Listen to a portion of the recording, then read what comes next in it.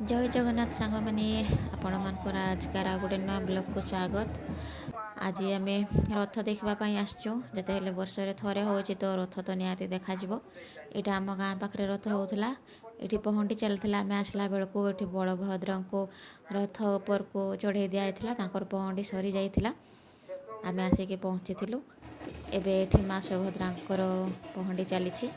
नहीं जाऊँच रथ पाखु ये देखो कीर्तन ढोल सब नाच करिकी समस्ते पूरा सुभद्रा को लेकिन जाऊँच ये आम सुभद्रा देखु माँ केते सुंदर देखा जाती आ नना पूरा छोट झील भाया कलैकी नौकरी सुभद्रा को तो नहीं पलि रथ उपर को आम पुणी मंदिर को फेरी आसलु एवं जगन्नाथ ठाकुर को बाहर कराहब तांकर पहंडी हेब तो ये अपेक्षा करूँ आम पहंडी देखापी आते दिन पर माने वर्ष लाइफ रे फास्ट टाइम बोधे मु ठाकुर पहंडी देखुची तो बहुत ही खुशी लगुला। एबे देखो तो मो छुआ मैंने भी केते खुशी ताकपाई भी सब बहुत नुआ थिला से माने प्रथम थर पर सब जिनस देखुले ए पहंडी गहली रथ तो एमती देखापी आसते कि पहंडी पहंडी देखी नथिले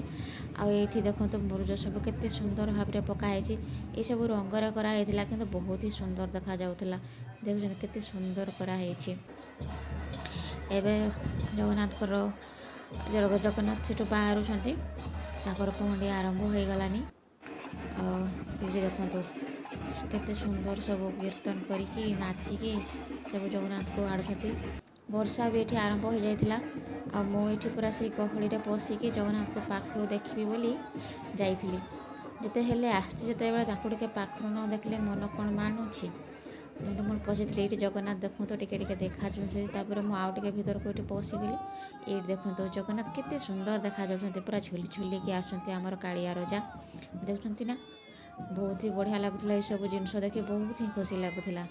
जीवन में जिते भी प्रथम थर सब मु अनुभव करुली आपर ये जगन्नाथ को लेकिन जे पड़ौले सेपटे वर्षा भी जोर आरंभ हो जाता तो आम छोट छुआ धरिकी जाइनी बाहर को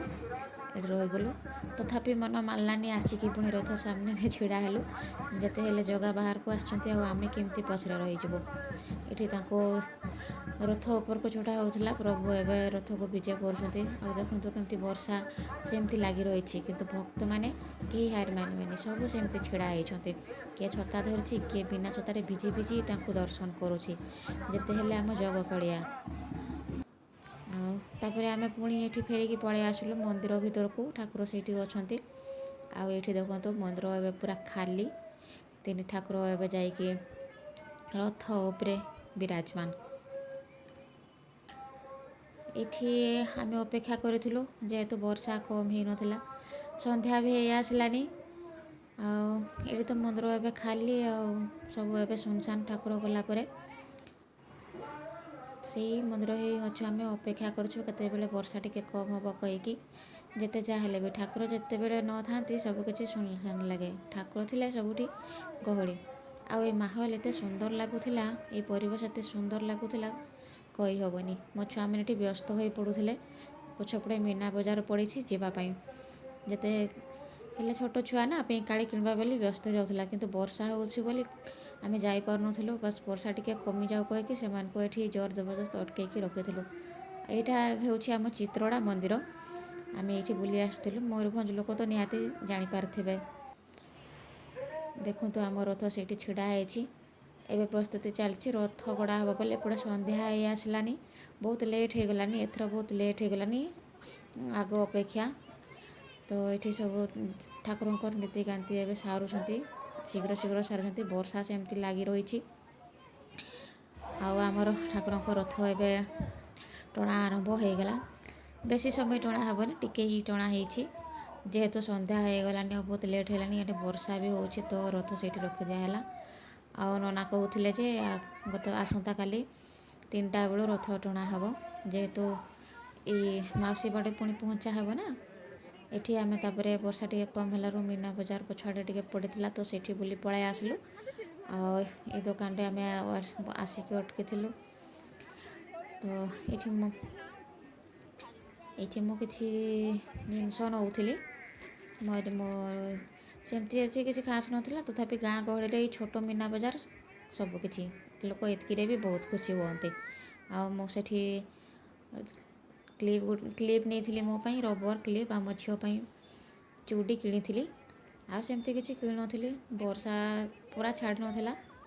ଟିକେ ଟିକେ ଛାଡ଼ିଥିଲା। ଆଉ ଏଇଠି ଦେଖନ୍ତୁ ଅଲଗା ଦୋକାନ ବି ଆସିଥିଲା, ଏସବୁ ଷ୍ଟେସନାରୀ ଦୋକାନ ଆସିଥିଲା। ଏଥିରେ କ୍ଲିପ୍, କାନଫୁଲ, ଚୁଡ଼ି, ପାଉଁଜି ସବୁ ଥିଲା। ଆଉ ଏଇଟା ଗୋଟେ ଖେଳନା ଦୋକାନ ଥିଲା। ତେଣୁ ଆମେ ତରତର ହେଇକିରି ସବୁ ବାହାରିକି ପଳାଉଥିଲୁ। ଏତେ ଭଲସେ ଭିଡ଼ିଓ ମୁଁ ବନେଇନି, ଯେହେତୁ ବର୍ଷା ଏବେ ବି ଟିକେ ଟିକେ ଲାଗିଛି। ଏଠି ଆମେ ଛୁଆମାନଙ୍କର ପେଁକାଳି କିଣୁଥିଲୁ, ତାଙ୍କର ପେଁକାଳିର ଡିମାଣ୍ଡ ଥିଲା ନା, ସେଇଥିପାଇଁ। ଆଉ ତରତର ହେଇକି ଆମେ ପଳାଇ ଆସିଲୁ। ତାପରେ ଏଠି ଗୋଟେ ଫଟୋ ଜୋନ୍ ଥିଲା, ସମସ୍ତେ ଏଠି ଫଟୋ ଉଠାଉଥିଲେ। ତ ଆମେ ବି ସେଠି ଟିକେ ଫଟୋ ଉଠାଉଥିଲୁ। ଖାସ୍ କରି ମୁଁ ହେଲେ ଆସିଛି ଯେତେବେଳେ ସମସ୍ତେ ଫଟୋ ଉଠାଉଛନ୍ତି, ଆଉ ଆମେ କେମିତି ପଛରେ ରହିଯିବୁ। ତେଣୁ ଏଠି ମୁଁ କିଛିଟା ଫଟୋ ଉଠାଇ ନେଲି। ଆଉ ଏବେ ଦେଖନ୍ତୁ ରଥ ଏଠି ଛିଡ଼ା ହେଇଛି। ଆଉ ଆମ ତିନି ଠାକୁର ସେଇ ରଥ ଉପରେ ବିରାଜମାନ କରୁଛନ୍ତି, ବଳଭଦ୍ର, ସୁଭଦ୍ରା ଆଉ ଜଗନ୍ନାଥ। ଜଗନ୍ନାଥ ଦେଖୁଛନ୍ତି କେଡ଼େ ସୁନ୍ଦର ଦେଖାଯାଉଛନ୍ତି। ଆଜି ରାତି ତ ଏଇଠି ରହିବେ, କାଲି ତାଙ୍କୁ ମାଉସୀ ବାଡ଼ି ନେଇକି। ଏବେ ଆମେ ଘରକୁ ଯିବା ପାଇଁ ବାହାରିଲୁ। ବର୍ଷା ସେମିତି ଲାଗିଛି। ଆଉ ସାଙ୍ଗମାନେ, ଯଦି ଭିଡ଼ିଓଟି ଆପଣମାନଙ୍କୁ ଭଲ ଲାଗିଥିବ, ଲାଇକ୍, ସେୟାର୍ ଆଉ ଚ୍ୟାନେଲକୁ ସବସ୍କ୍ରାଇବ୍ କରିବା ପାଇଁ ଜମାରୁ ଭୁଲିବେନି।